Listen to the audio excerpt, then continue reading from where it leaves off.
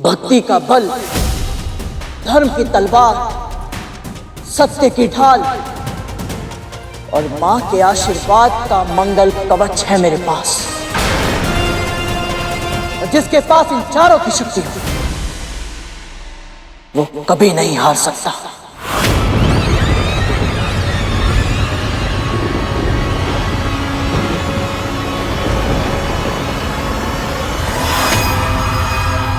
ओम नमो नारायणाय नमः। ओम नमो नारायणाय नमः। वाक्य युद्ध करना आसान है बालक, परंतु असुरों के साथ शस्त्र युद्ध असंभव। तेरी माँ तेरी प्रतीक्षा कर रही होगी, अभी भी समय है। जा, उड़ जा और अपनी माँ की गोद में जाके दुबक जा। पहले ही एक पुत्र उसका साथ छोड़कर जा चुका है। यदि तेरी दुस्साहस के कारण मैंने तेरे प्राण ले लिए तो तेरी माँ की गोद सूनी पड़ जाएगी बालक।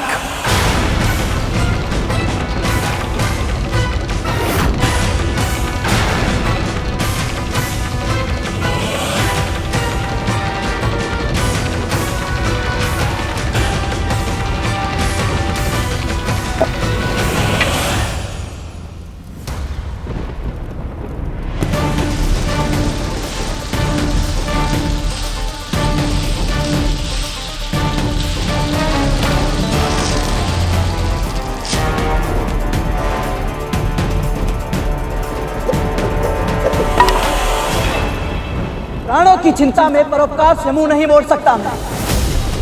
इस रेखा को ध्यान से देखो असुर सेनापति, ये मेरी मां के दिए गए संस्कारों का मान रखने के लिए है। जो वचन मैंने उन्हें दिया था उस वचन की लाज रखने के लिए है।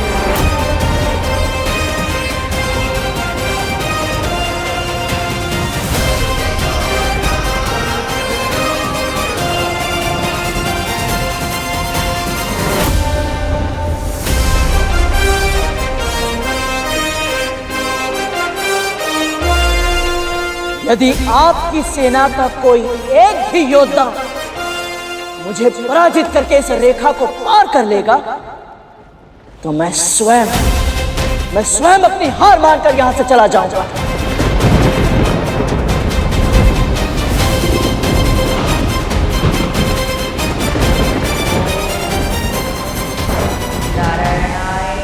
बोलिए, स्वीकार है?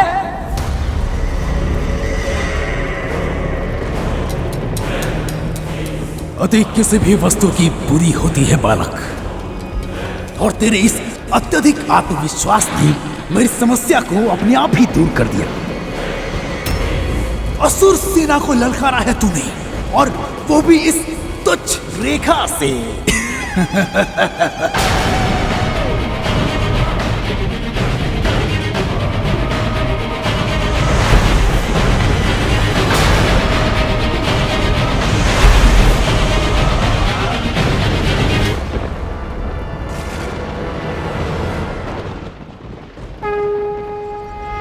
मां, मुझे बुद्धि, भक्ति और शक्ति दीजिए ताकि मैं आपके द्वारा सिखाए गए सभी संस्कारों का मान रख सकूं।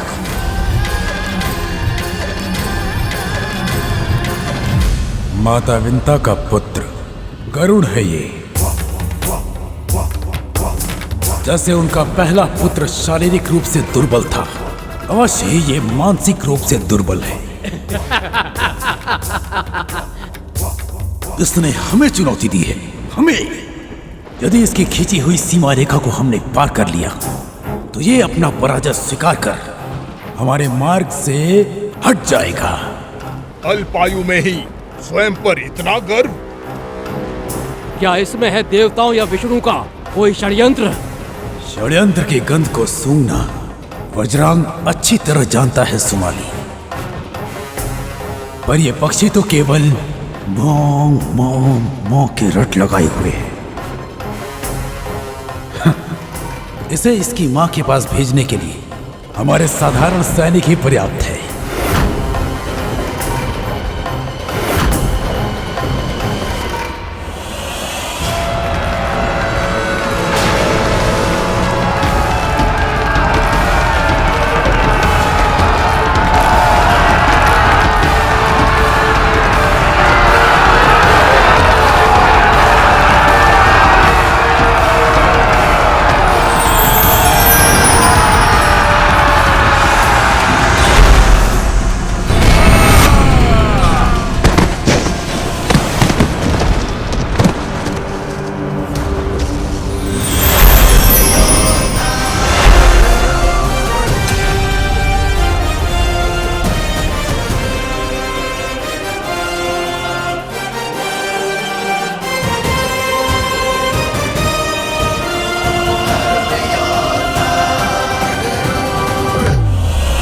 छोटी सी चुनौती के लिए आप स्वयं जाएंगे सेनापति?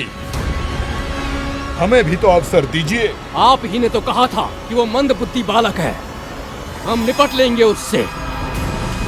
साम दाम दंड भेद जो आवश्यक होगा सबका प्रयोग करेंगे, पर किसी भी मूल्य पर आपके मार्ग की बाधा को हटा कर रहेंगे। इतनी देर हो गई, ये सब तो आपस में ही चिंतन किए जा रहे हैं।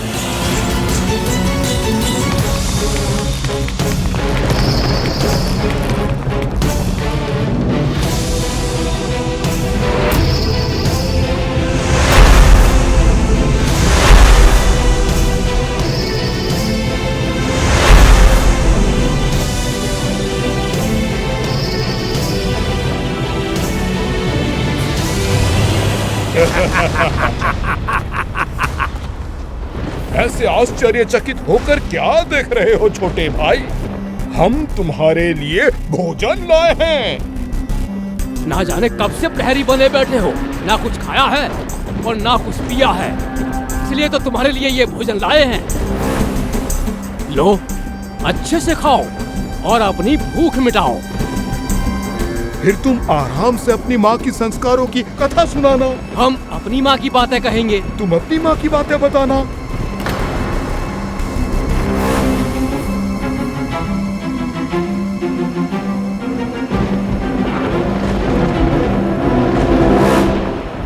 ये मुझे कम बुद्धि का बालक समझ रहे हैं, तो अब अपनी बाल हट इन्हें दिखानी ही होगी।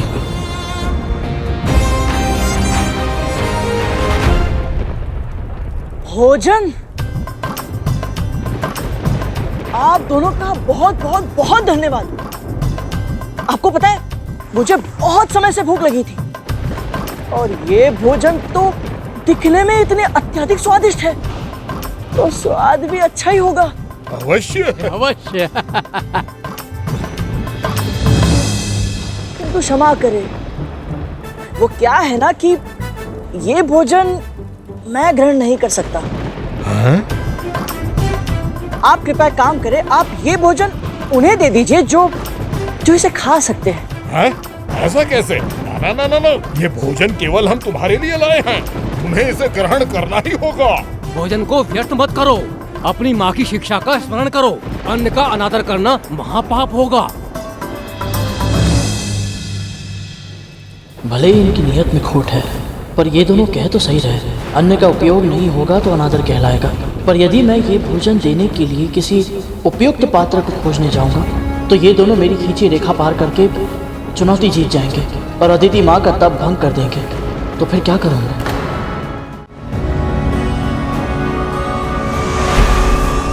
इस संसार में अनेक ब्रह्मांड हैं गरुड़, और प्रत्येक ब्रह्मांड में ब्रह्मा, विष्णु और महेश भिन्न भिन्न समय पर प्रकट होते हैं।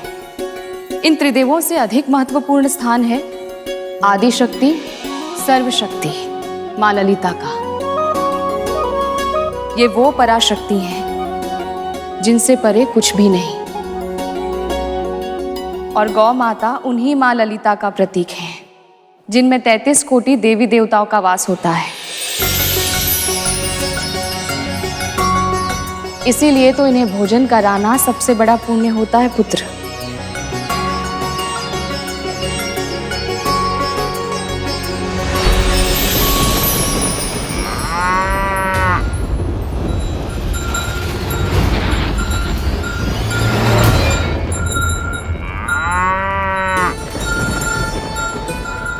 प्रणाम गौ माता।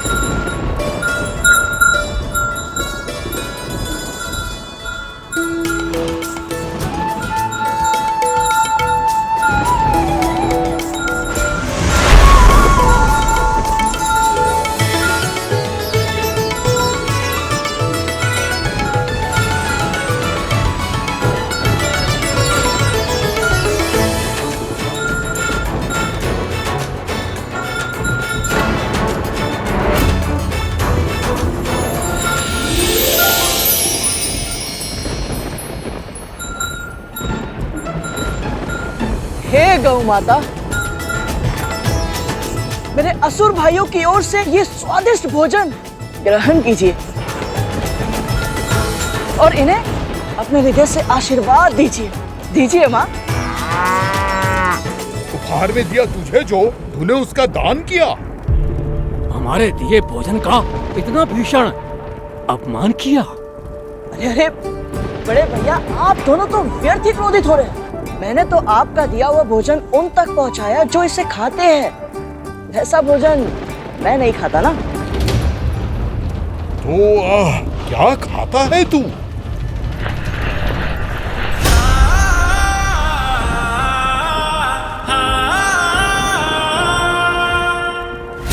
आप जानना चाहते हैं मैं क्या खाता हूँ? कुछ भी ऐसा जो 2 या 4 पैरों पर चलता हो, जिसमें प्राण हो।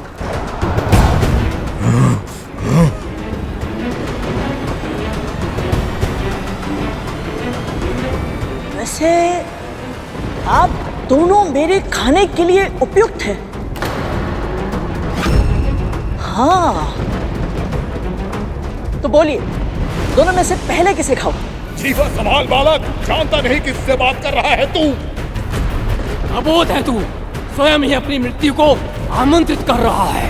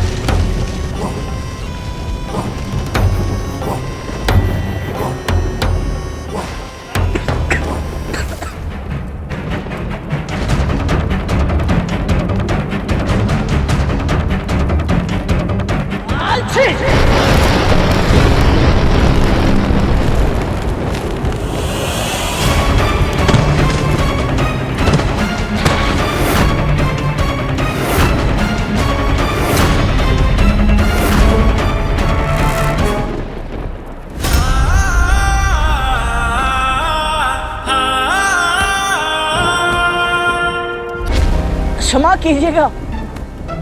ओहो हो, आप दोनों तो अपना परिचय देने से पहले ही मिट्टी में मिल गए।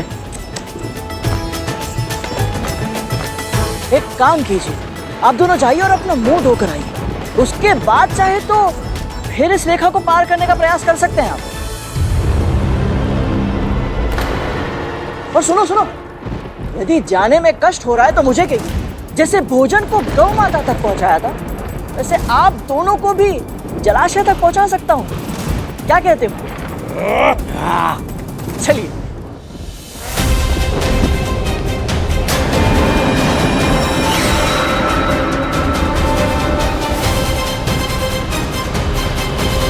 ये माली सुमाली भांति भांति के यत्न प्रयत्न कर उस पक्षी को उड़ाने गए थे। कहीं उसके बातों में फंसकर अपना उद्देश्य तो नहीं भूल गए। तू हमारी खिल्ली उड़ा रहा है। जानता है, ये समस्त सृष्टि हमारे नाम से थर थर कांपती है। सचमुच? हाँ। हाँ, मैंने अभी अभी पूरे ब्रह्मांड की 7 लोकों की यात्रा की और आपके नाम से कांपने वाला तो छोड़ो, कोई जानने वाला तक नहीं है। और सच कहूं तो आप दोनों इस समय मुझे बहुत ही अधिक भयभीत लग रहे हैं। भयभीत? हम दोनों तुझसे? मैं तो एक माध्यम हूं बड़े भैया। आप सब एक माँ की भक्ति की शक्ति से भयभीत हो रहे हैं, इसीलिए तो इतनी बड़ी सेना लेकर इनकी तपस्या भंग करने के लिए आए हैं।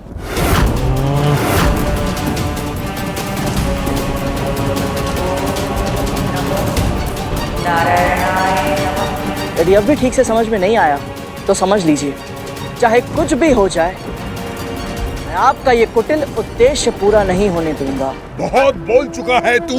अब देखते हैं कि तू हमें कैसे रोकता है। तेरी चुनौती में तुझे ही हराएंगे और तू बालक की तरह रो देगा।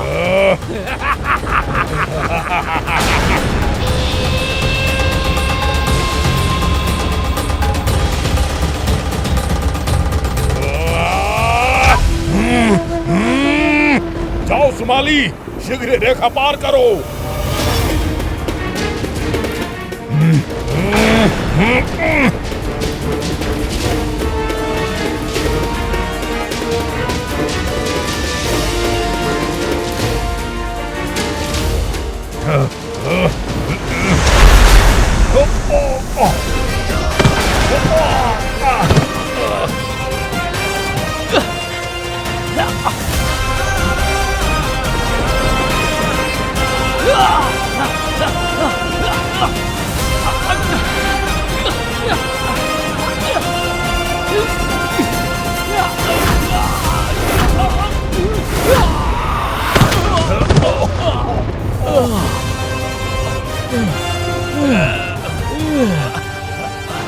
सुमाली, हम दो हैं और ये एक है। मैं इधर से जाता हूँ, तू उधर से जा।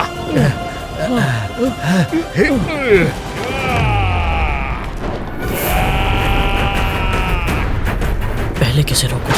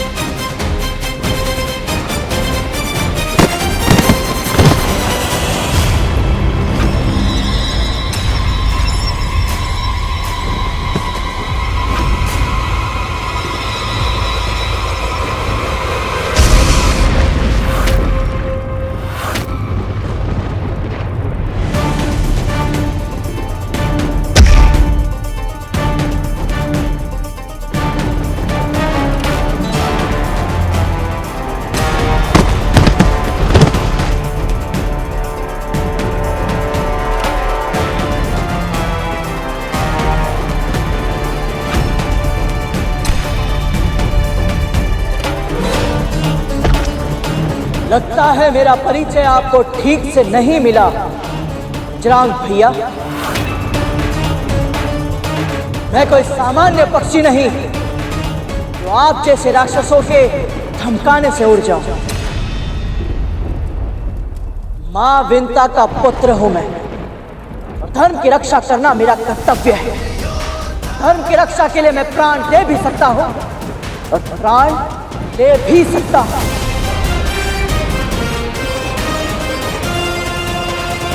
किंतु अपने कर्तव्य से पीछे नहीं हट सकता।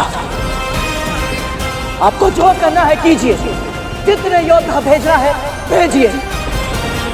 तो जब तक मेरे तन में रक्त की एक भी बूंद है, इस रेखा को कोई पार नहीं कर सकता।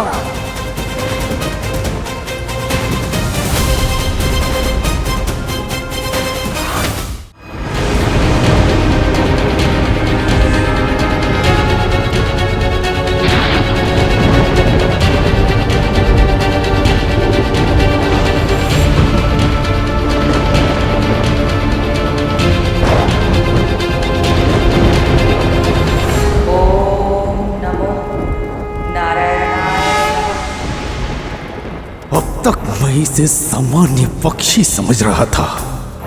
ये मेरी भूल थी। अब मैं इसका सामना ऐसे करूंगा जैसे अपने समान शक्तिशाली शत्रु का किया जाता है। अब जय या पराजय नहीं होगी, अब होगा केवल विनाश, केवल विनाश, केवल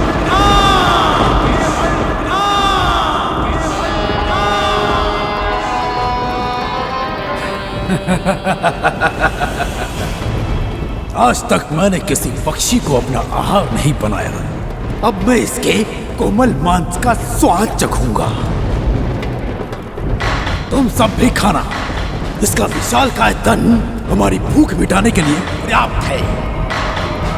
अग्निमुखम, जाओ और इस पक्षी को भूनकर मेरे समक्ष प्रस्तुत करो। हाँ, अच्छे से पका कर लाना। जो आज्ञा सेनापति जी। असुर सेनापति वज्रांग की, असुर सेनापति वज्रांग की, असुर सेनापति वज्रांग की, असुर सेनापति वज्रांग की।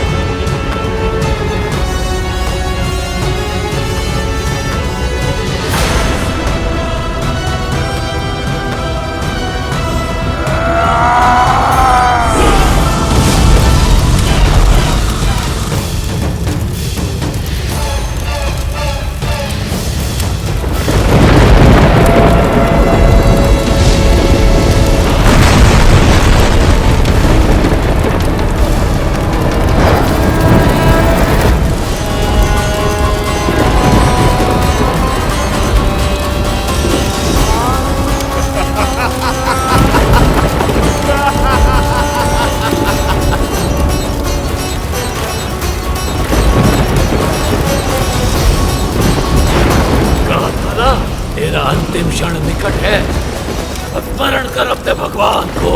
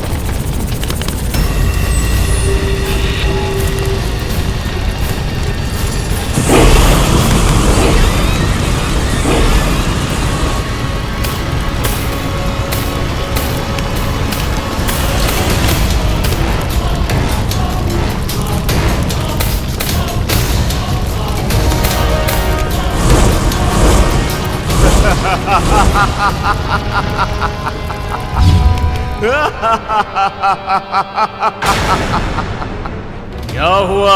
पंख जल गया पक्षी? त्वचा को कष्ट पहुंचा? इस कष्ट को अनुभव कर और सोच कि जिसकी एक सांस तेरी ये स्थिति कर सकती है, उसे क्रोध आ गया तो तेरा क्या होगा? अभी भी समय है पक्षी, उड़ जा यहां से और अपनी जान बचा ले। मैंने प्रण लिया है कि मेरी अंतिम सांस तक इस तपोभूमि की रक्षा करूंगा। तो फिर अब तू अंतिम सांस लेगा इसी क्षण।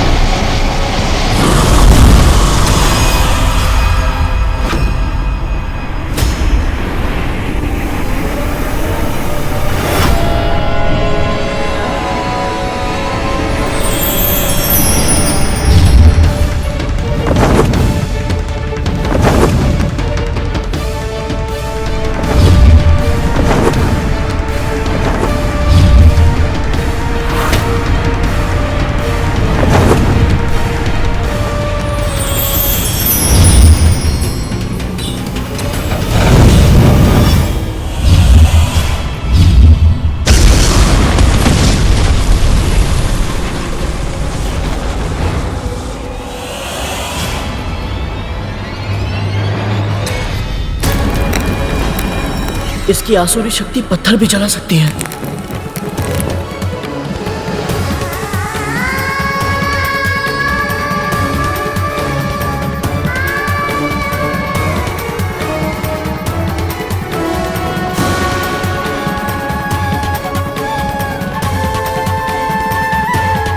इस राक्षस की अग्नि से तापमान बढ़ रहा है, कहीं अदिति माँ की तपस्या भंग ना हो जाए।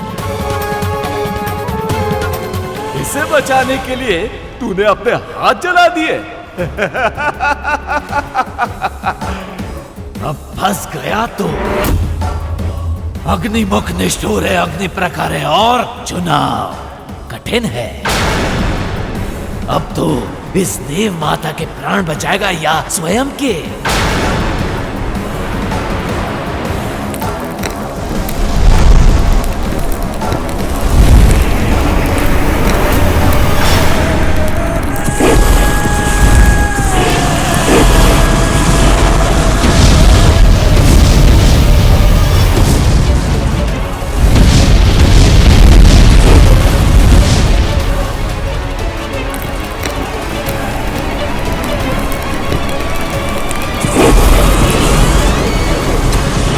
हे परमपिता, मैं क्या करूं?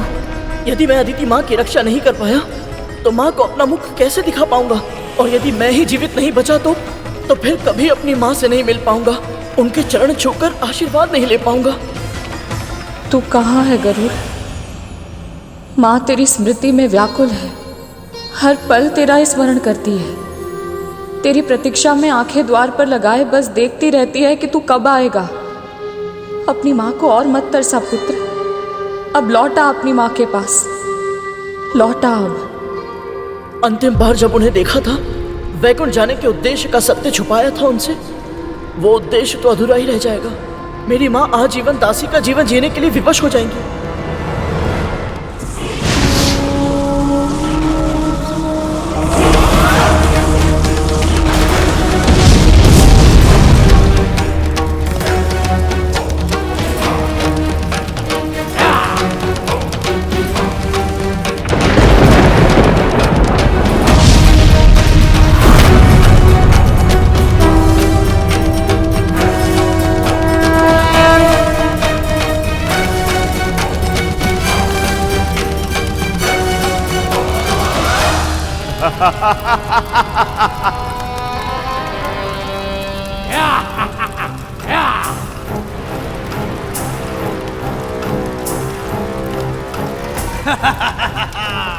उत्तम, अति उत्तम अग्निमुखम, तुमने अपने शत्रु का सर्वनाश कर दिया, अपनी उपयोगिता सिद्ध कर दी तुमने। बधाई हो सेनापति, आप अपने उद्देश्य में सफल रहे।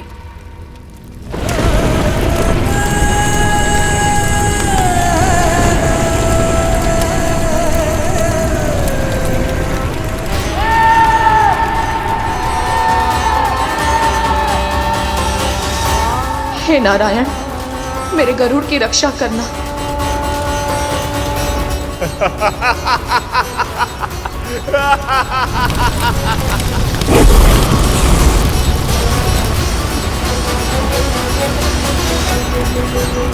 कहा था ना, तेरा अंतिम क्षण निकट है। स्मरण कर अपने भगवान को।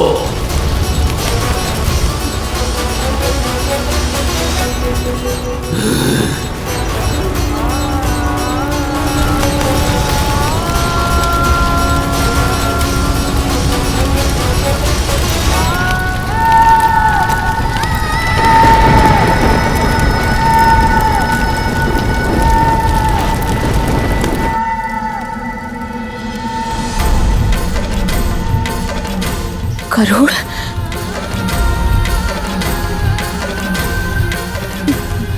मेरा मन क्यों घबरा रहा है? कहीं ये किसी दुर्घटना की चेतावनी तो नहीं है? प्रभु, मेरी आशंका का समाधान कीजिए, मुझे कुछ संकेत दीजिए।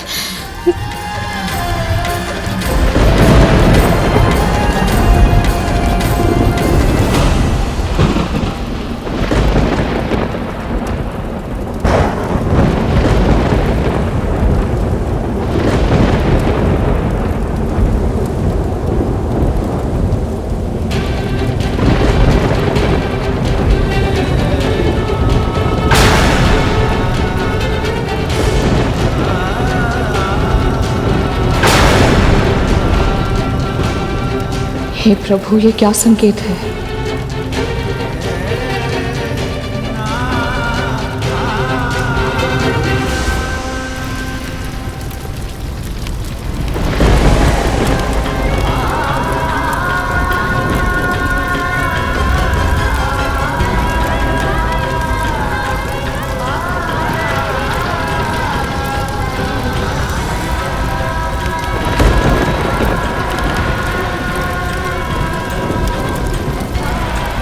मुझे क्षमा करना माँ।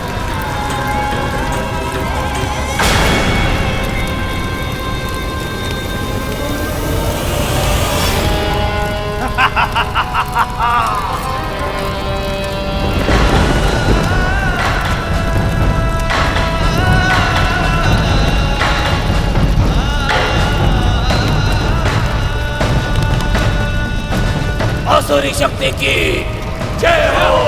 आसुरी शक्ति की जय हो। आसुरी शक्ति की जय हो।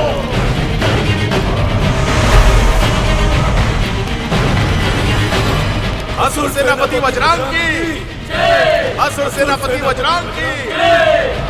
असुर सेनापति वज्रांग की जय।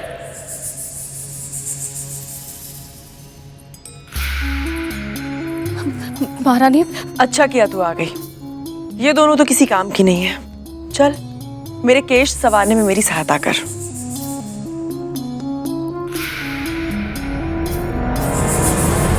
महारानी, मुझे लगता है गरुड़ के साथ कुछ अनहोनी हुई है। क्या हो गया? उसके प्राण पखेरु उड़ गए क्या? दीदी,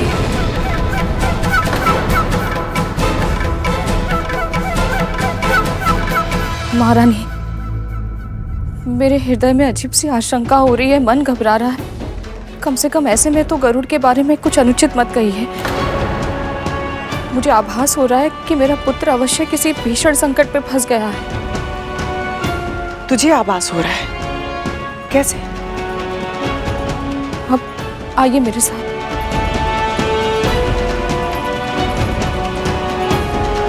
मैंने भूमि पर अपनी उंगली से उसका चित्र बनाया था। मिट गया।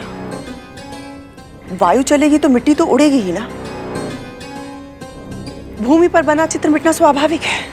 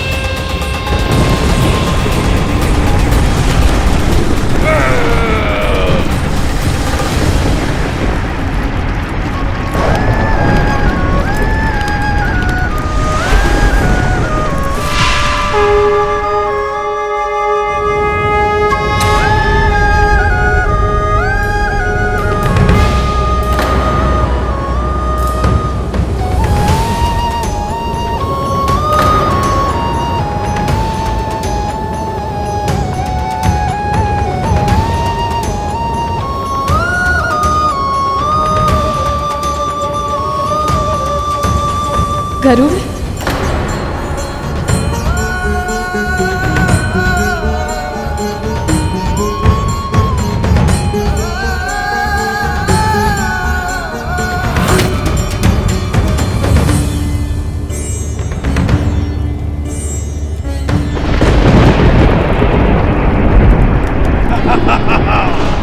असुरी शक्ति की जय हो। आसुरी शक्ति की, आसुरी शक्ति की।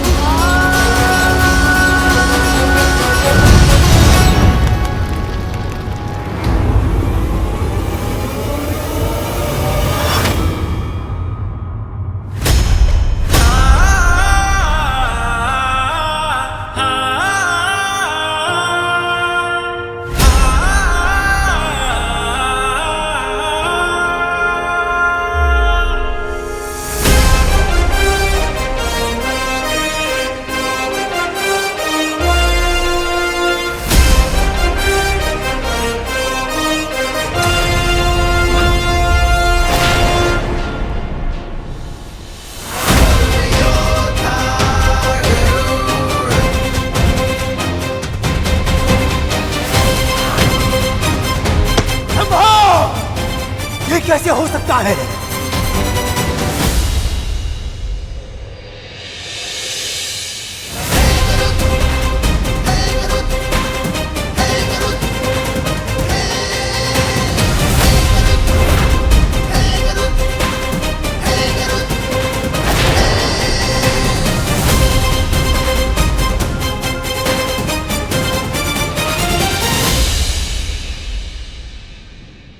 कहा था ना मैंने, मां विंता का पुत्र हूं मैं।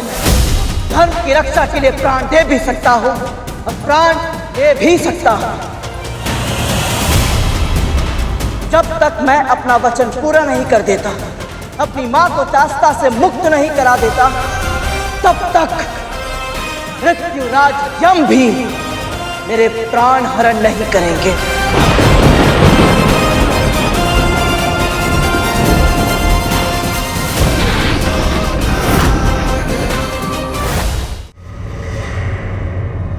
ये पक्षी इतना शक्तिशाली निकलेगा, मैंने इसकी कल्पना भी नहीं की थी। अवश्य ही पंच तत्वों पर नियंत्रण प्राप्त है इसे, तभी तो अग्नि भी इसे नहीं जला पाई।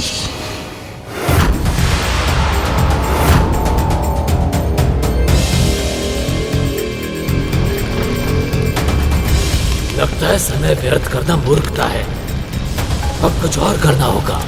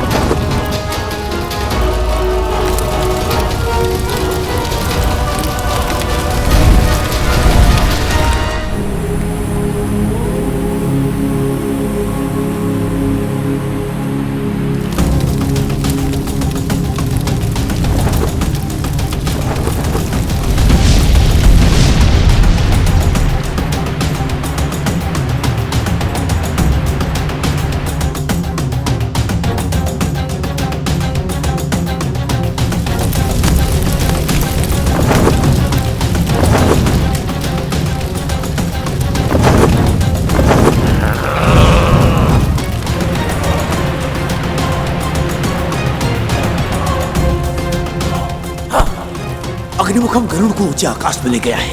यही सही समय है असुरों, जाओ लक्ष्य को प्राप्त करो, उस सीमा को पार करो, जाओ।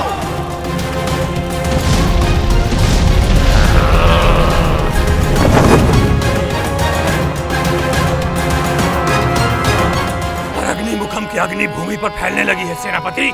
वृक्ष जल रहे हैं। हाँ, तो तुम भी चल जाओ, अपने तन को समाधि बना लो। असुर शक्ति के इस यज्ञ में यदि स्वयं की आहुति बनानी पड़े तो अवश्य दो, परंतु स्मरण रहे असुरों, भस्म होने से पहले तुम्हें उस सीमा रेखा को पार करके अपने लक्ष्य को प्राप्त करना है। अब जाओ, जाओ।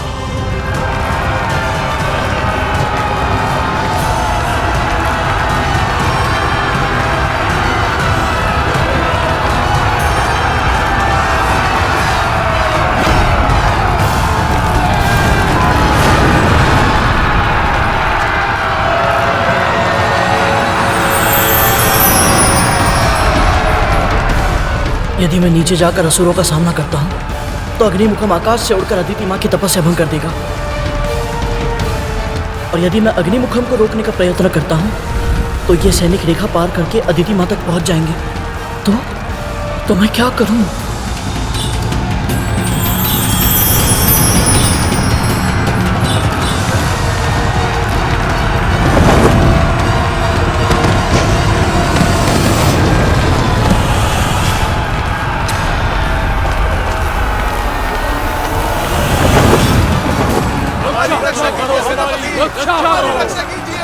आगे बढ़ो असुरों, पार करो उस रेखा को।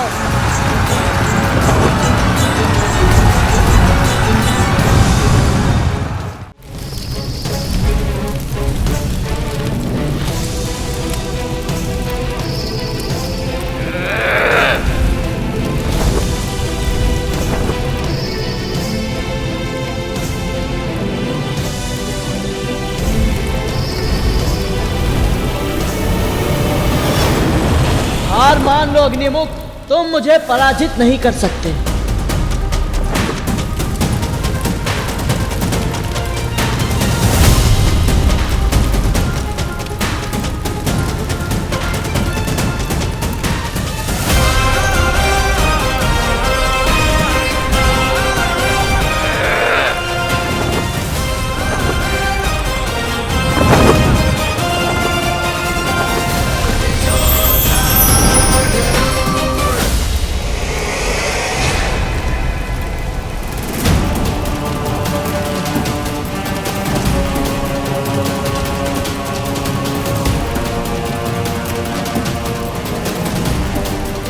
देख क्या रहे हो तुम? मुझे तो क्या, मेरी छाया को भी नहीं छू सकते अग्निमुख।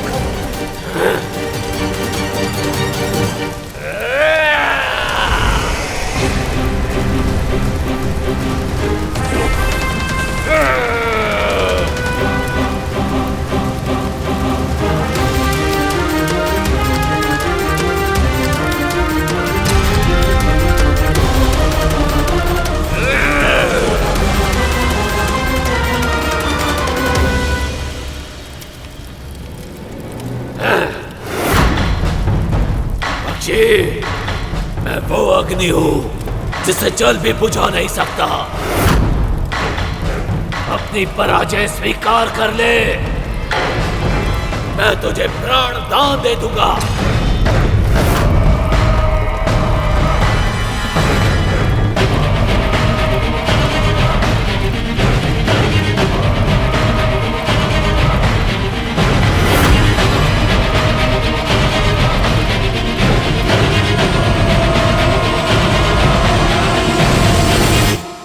पराजय स्वीकार करने का तो प्रश्न ही नहीं उठता।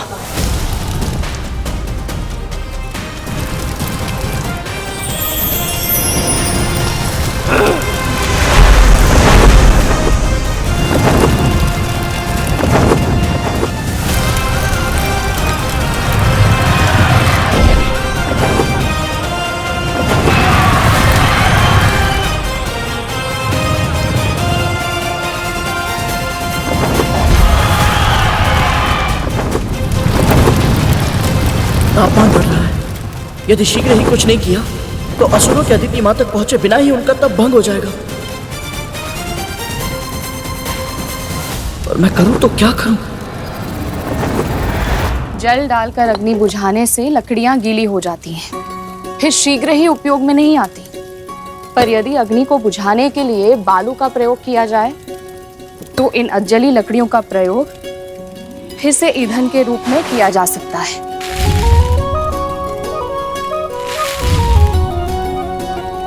प्राकृतिक संसाधनों को व्यर्थ करना अनुचित है गरुड़। हमें सदैव उनका अधिक से अधिक उपयोग करना चाहिए।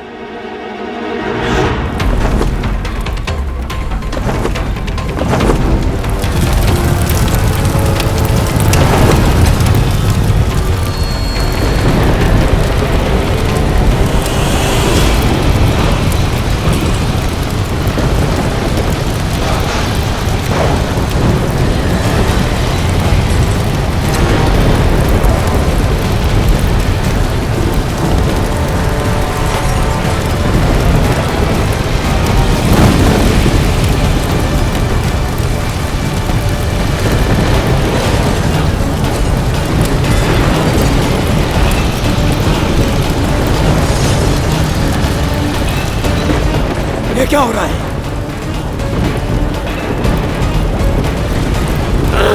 ये कैसे हो रहा है?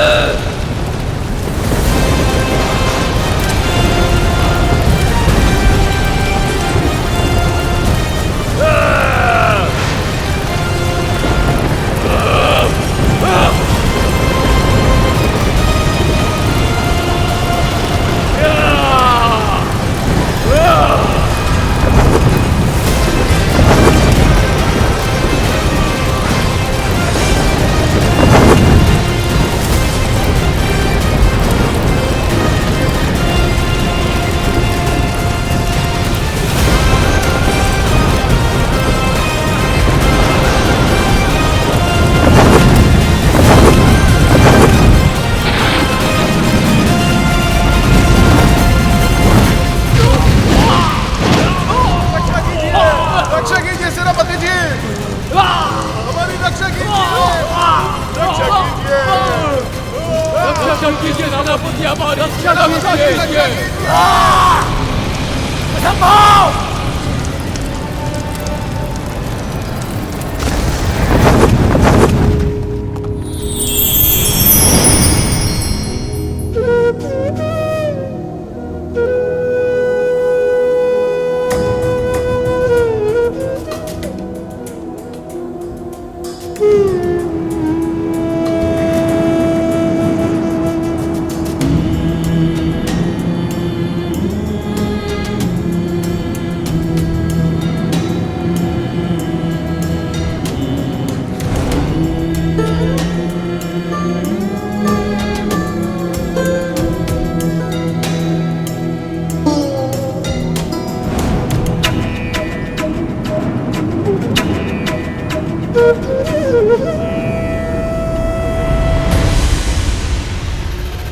माली, सुमाली और अग्निमुखम जैसे शक्तिशाली असुरों को परास्त करके तू प्रसन्न हो रहा है ना?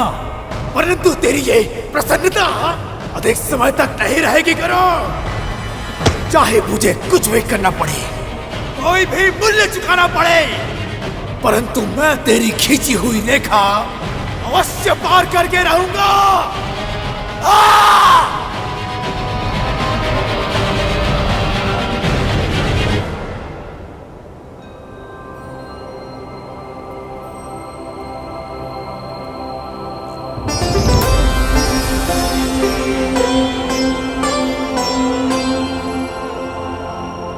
तीव्र भूख लग रही है और अदिति माँ तपस्या में मग्न है, और जब तक ये असुर अपना आक्रमण समाप्त करके वापस नहीं लौट जाते, मैं यहाँ से हिल भी नहीं सकता। न जाने कब किस नए मायावी राक्षस को भेज दे बजरंग भैया।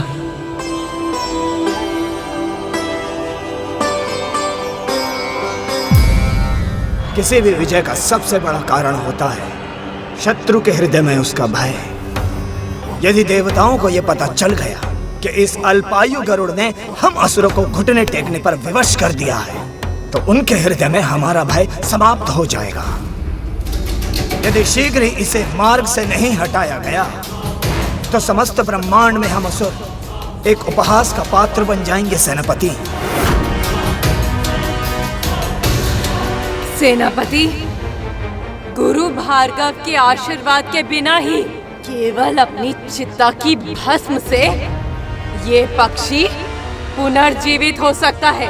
तो सोच कर देखिए, यदि देव माता अदिति अपनी तपस्या पूरी करके विष्णु का आशीर्वाद प्राप्त करने में सफल हो गई, तो वो अपने पुत्रों के लिए कितनी अकल्पनीय शक्तियां प्राप्त कर सकती है। गायरों जैसी बातें करना बंद करो।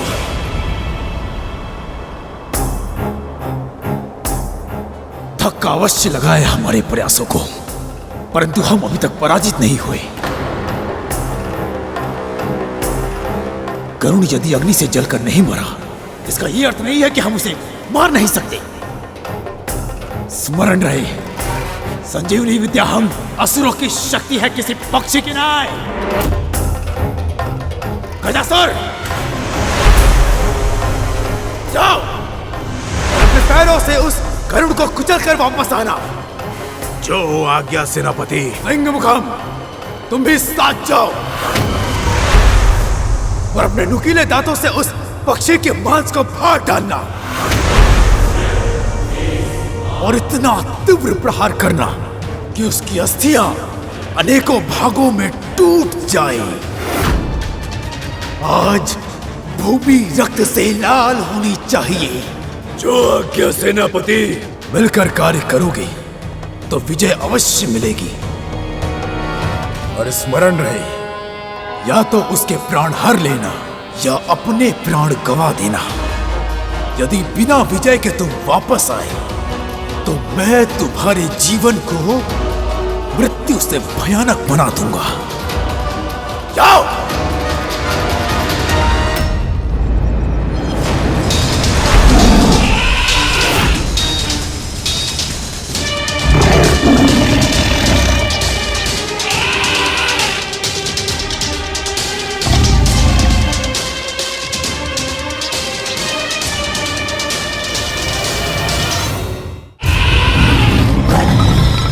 जिस गति से आ रहे हो उससे दुगनी गति से वापस लौट जा। पहले माली और सोमाली ने मुझे भूख का अनुभव कराया, फिर अग्निमुखम के कारण मेरी भूख और भी बढ़ गई। और तुम दोनों ये बात तो जानते ही होगे कि यदि भूख लगी हो और भोजन ना मिले, क्रोध पर नियंत्रण नहीं रहता। चले जाओ वापस।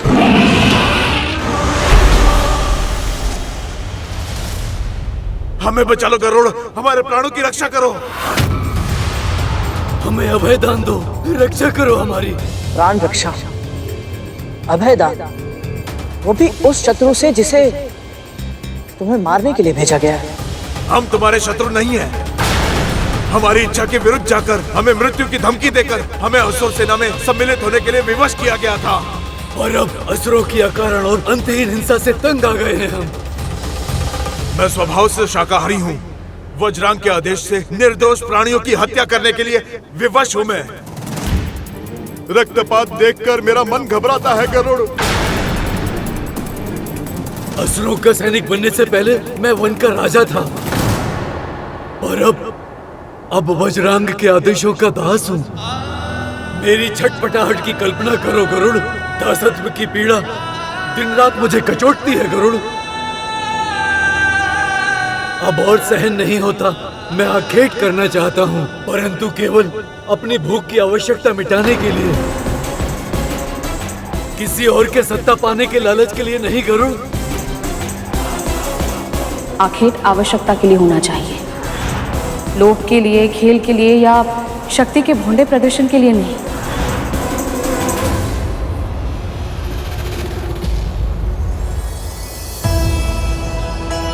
मेरी माँ ने भी मुझे यही सिखाया है, और आप दोनों ऐसा सोचते हैं ये जानकर मुझे बहुत अच्छा लगा। पर वज्रांग भैया की सेना में आप दोनों को रहना नहीं है, तो फिर ये बात आप उन्हें क्यों नहीं बता देते? क्योंकि वो कभी नहीं समझेंगे। हमारे प्राण ले लेंगे वो, या फिर ऐसा जीवन जीने पर विवश कर देंगे जो कि मृत्यु से भी भयानक होगा। हमें उनके अधीन हुए बहुत वर्ष हो गए, लेकिन आज तक ऐसा कोई योद्धा नहीं मिला जो उनको चुनौती दे सके। केवल आप ही हैं जो संजीवनी विद्या के बिना भी मृत्यु के द्वार से सकुशल वापस आए हैं।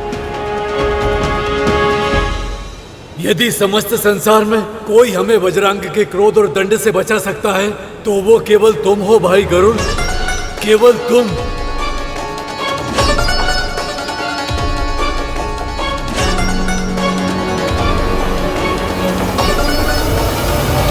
तुम्हारी शंका हमारी मृत्यु का कारण बन जाएगी गरुड़। संदेह नहीं, सहायता करो, हमारे प्राणों की रक्षा करो, हमें बचा लो गरुड़। आप मुझसे बड़े हैं, उठिए, ये मेरे पैर मत छू। नहीं, मैं नहीं हटूंगा, चाहे तुम कुछ भी करो, कुछ भी बोलो, मैं अब ये पाँव नहीं छोड़ूंगा गरुड़। तुम में से कोई एक उसका ध्यान भंग करेगा, और दूसरा उसी क्षण उस सीमा रेखा को पार कर अपना लक्ष्य प्राप्त करेगा।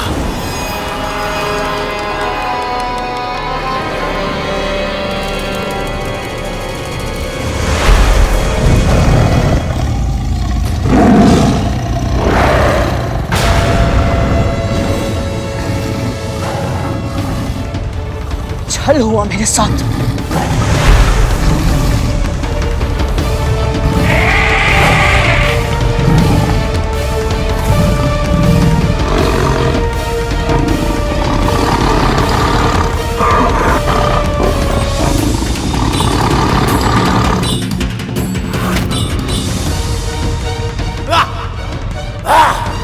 उत्तम, अति उत्तम गजासुर, जकड़ कर रखो उसे।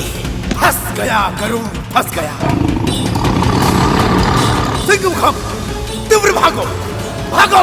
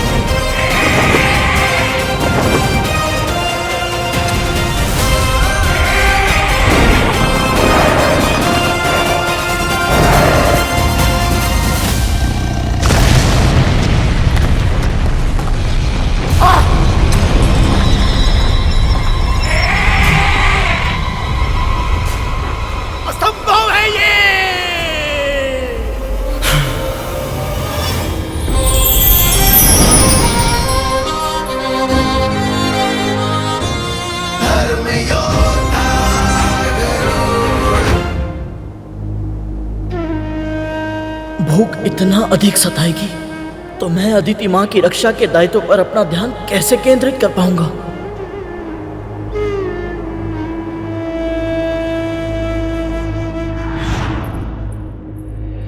ले गरुड़, भूख लगी होगी ना? भर पेट भोजन करना। बढ़ते तन को पोषण की आवश्यकता होती है।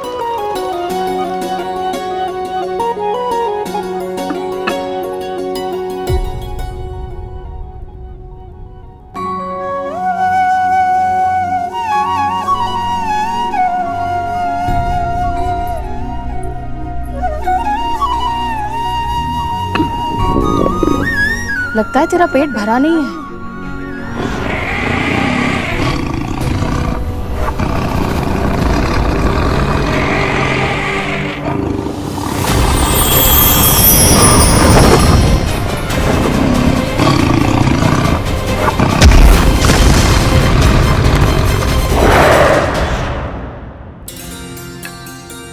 ले,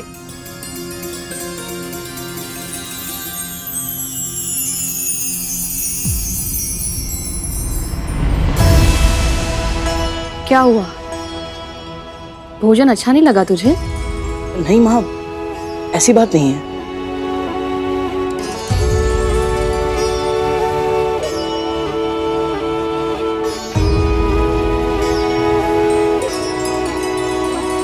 स्वाद तो अच्छा है और कद्रू दीदी को भी मेरे हाथ का भोजन स्वादिष्ट लगता है, तो तुझे क्यों नहीं अच्छा लग रहा?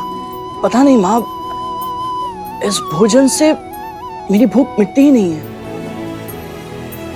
मैं जानता हूँ आप बहुत श्रम से, बहुत मन से मेरे लिए भोजन बनाती है, पर न जाने क्यों मुझे स्वाद ही नहीं आता माँ।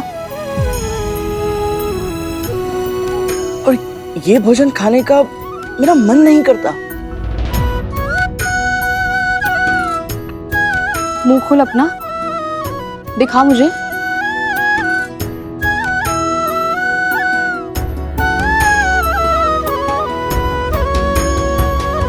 अब समझ आया इस भोजन से तेरा पेट क्यों नहीं भरता, क्योंकि तेरा मन नहीं भरता इससे।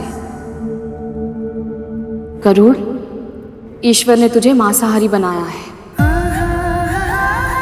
तुझे अपने भोजन के लिए आखेट करके अन्य जीवित प्राणियों को खाना होगा। तो माँ, मुझे किन प्राणियों को खाना चाहिए? आयु में स्वयं से छोटे प्राणियों को कभी मत खाना गरुड़, और उस युगल को जो आपस में मैथुन समागम कर रहा हो। जहां तक संभव हो किसी दुष्ट या अत्याचारी प्राणी को ही खाना, ताकि तेरा पेट भी भर जाए और जगत का कल्याण भी हो जाए।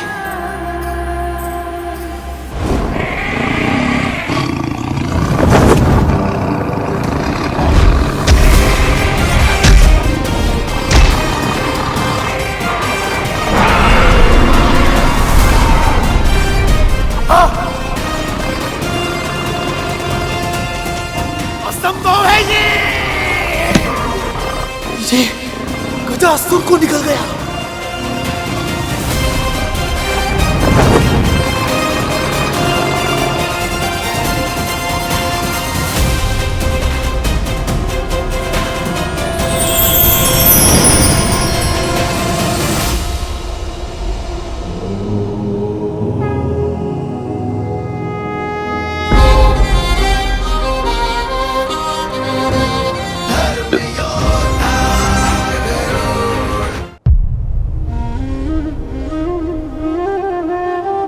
परम पिता विष्णु की कृपा और माँ के आशीर्वाद से बिना अधिक श्रम किए ही भोजन मिल गया। पर इसका अर्थ ये नहीं कि तू सो जाए गरुड़। तुझे पहरा देना है। प्रहरी का धर्म ज्ञात है ना? एक पल के लिए भी पलके झपकाने का अधिकार नहीं है तुझे।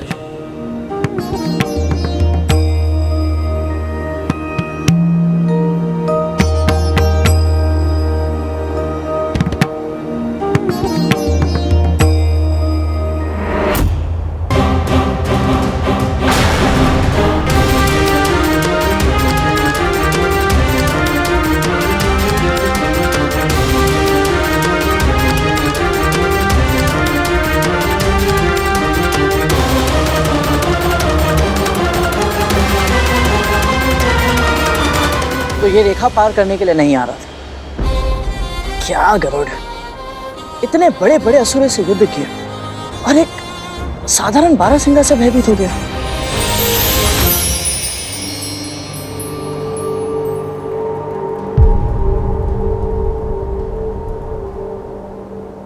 प्रणाम बाबा। दीर्घायु भव पुत्र। यहाँ किसी बारहसिंगा को देखा है तुमने? हाँ, वो उस दिशा में गया है। लगता है बारहसिंगा मुझे दौड़ा दौड़ा कर मार देगा। क्या हुआ बाबा? इसके सिंग में मेरी अरणी अटक गई है और वो उसे लेकर के इधर उधर भागा फिर रहा है। ना वो उसे स्वयं निकाल पा रहा है और ना मुझे निकालने दे रहा है। अब तुम ही बताओ पुत्र, मैं अरणी के बिना यज्ञ कैसे करूंगा? और जब यज्ञ नहीं करूंगा तो अन्न जल कैसे ग्रहण करूंगा? लगता है आज मेरे प्राण ही निकल जाएंगे। नहीं नहीं बाबा, ऐसा मत कहिए। कोई ना कोई उपाय तो अवश्य होगा। हाँ हाँ, है एक उपाय। यदि तुम मेरी सहायता करना चाहो तो। तुम एक पक्षी हो और तुम उड़ के उसे ढूंढ सकते हो और तुम मेरी अरणी वापस ला सकते हो। बोलो पुत्र, तुम इस असहाय वृद्ध ब्राह्मण की सहायता करने का उपकार करोगे ना?